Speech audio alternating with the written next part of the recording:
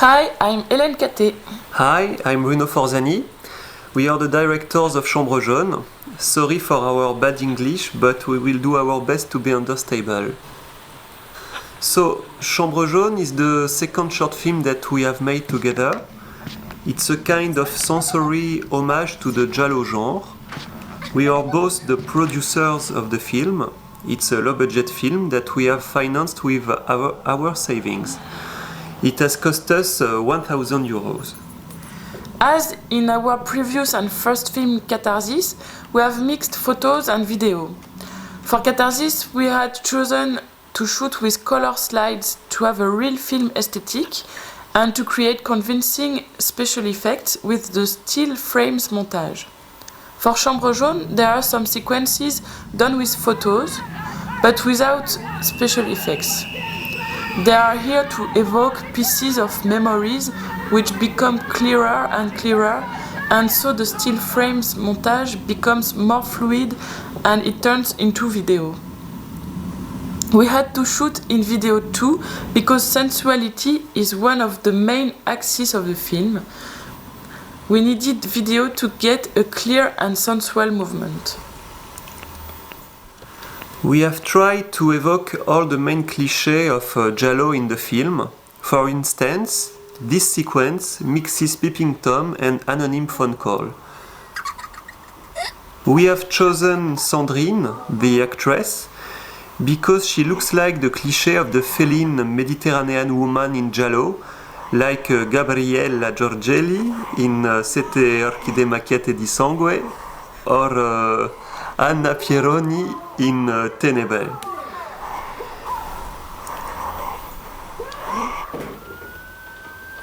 Here is the killer's room. We have made this shot 3 times, it was our cursed shot. There was always a problem in the different locations where we have shot. One time the landlord fired us, the other times there was a storm who had drawn all our lightings, and a drunken Trump didn't let us shooting.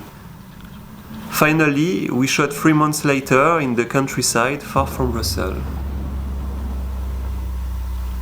At that moment, we have removed a sequence of seduction between the killer and the girl. All was done in point of view shot. You could see some pieces of this sequence in the photo section. We have removed that sequence because the aesthetic was too different from the rest of the film. This shot was the first that we have made.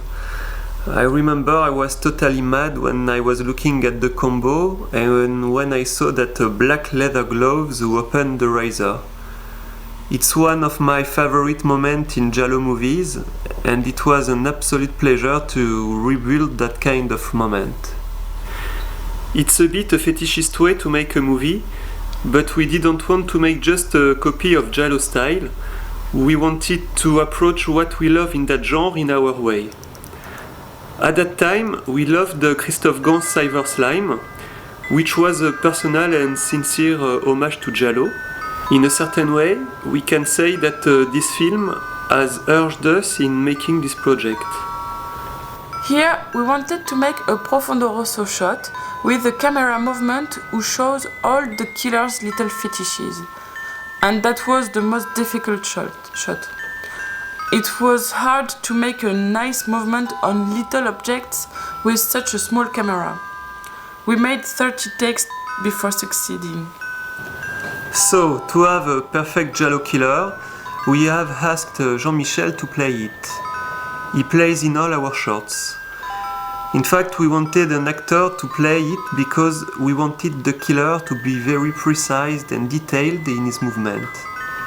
We wanted a nice razor too, so we have asked Roland Letem, a Belgian director who loves second-hand trade, to find us an old razor very stylish. About the gloves, we went to a special shop to find traditionally made gloves in order to find the nicest gloves as possible.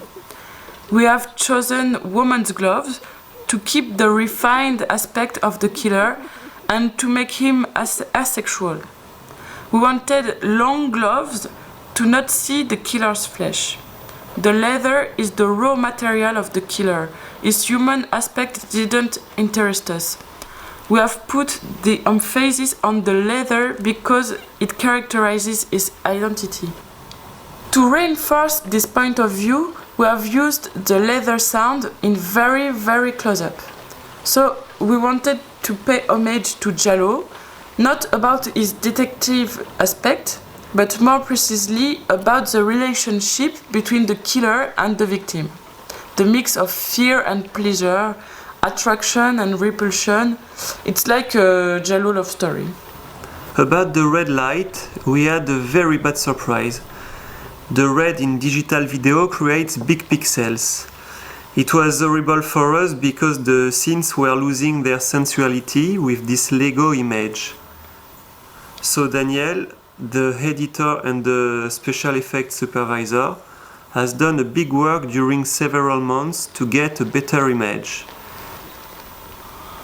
In this sequence, we wanted to use the red-green-blue lighting process to graduate the erotic scene between the killer and the victim. It goes from the warm to the cold, from the phantasm and kindness to danger and death. We have recorded all the sounds in post-production. I have done the girl's sounds and Bruno the killer's one. We have recorded at the sound engineer's house, and as he was living near Brussels airport, we had to record the sounds by night to have less airplane sounds during the recording. In this blue sequence, there is a little shot, a detail in the image, who explains the end of the film, like in the Giallo movies. So you have to be careful and all the film will become clear for you. To finish, we would like just to thank all the friends who helped us to make this film during 10 months. Yeah, it was hard and long, but it's normal for a film made in an independent way, with no money. So thank you. Thank you!